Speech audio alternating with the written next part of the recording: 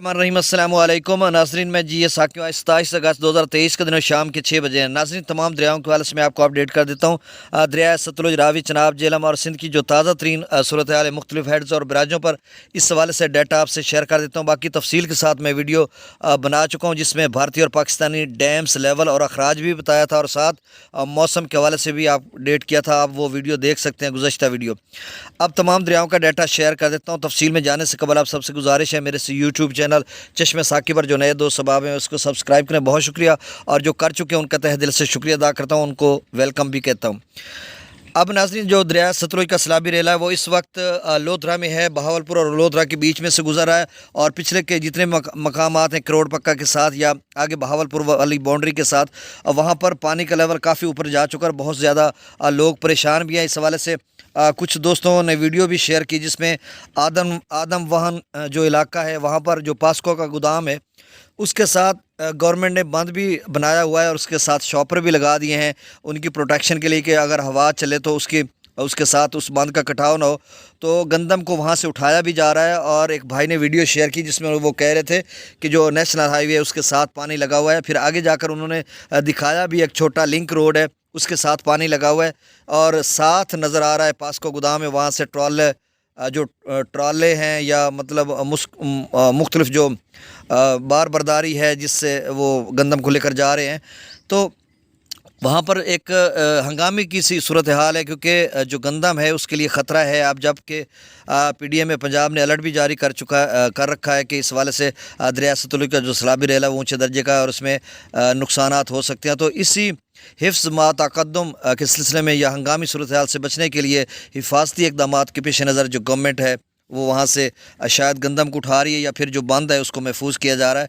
तो ये सारी डिटेल आपको इसलिए बताई है कि आगे जो लोधरा से आगे जलालपुर पीरवाला के जितने भी सैकड़ों मुआवज़ात दोनों अतराफ़ में, बहावलपुर भी और इधर मुल्तान डिस्ट्रिक्ट का तहसील जलालपुर पीरवाला के इलाके जाते हैं, आप सब ने महफूज रहना है। और पानी आपके पास तकरीबन अब अगले 24 घंटों में वहाँ पर लेवल जो है जलालपुर पीरवाला या पीछे लोधरा या बहावलपुर के इलाकों में रहेगा 24 से 36 घंटों में, और इसमें थोड़ा पानी का लेवल मज़ीद ऊपर जाता जाएगा, क्योंकि आगे जब रेला ऐसा जाता है तो उसका ऐसा लेवल ऊपर जाता है।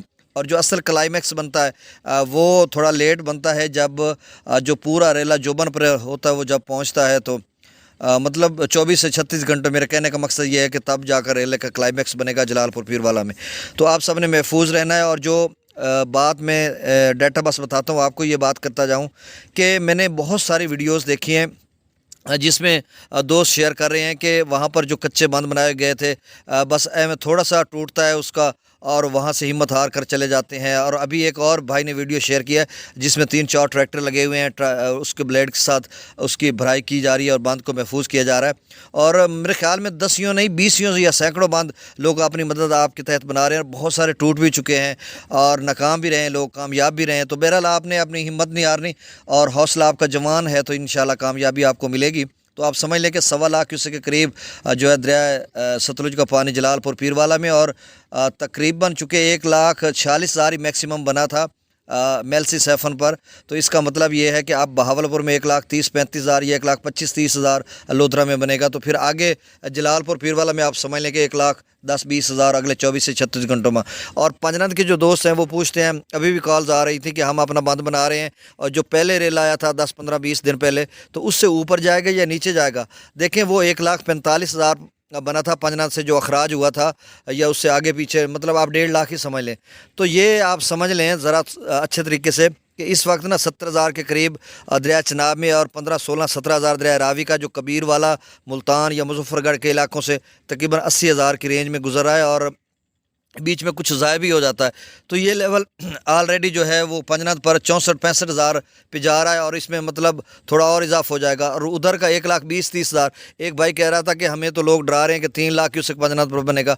भाई 3 लाख कैसे बनेगा? मेलसी सेफन से 1,46,000 को आसमान में उठाकर और वहाँ जाकर पंजनाथ पर के हेड के सामने फेंक दें, और इधर त्रिमो का भी और सिदनई बराज रावी का भी, तो भी 3 लाख नहीं बनता ना, आपकी कैलकुलेशन में भी 3 लाख नहीं बनता।